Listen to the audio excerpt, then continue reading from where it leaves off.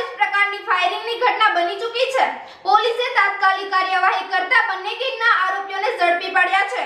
SOG ટીમને આરોપીને ઘટના સ્થળે લાવી રિકન્સ્ટ્રક્શનની કાર્યવાહી હાથ ધરી છે। વધુ સમાચાર માટે જોતા રહો આરપી ગુજરાત ન્યૂઝ રાજકોટ। સુરક્ષિત રહો, ધન્યવાદ।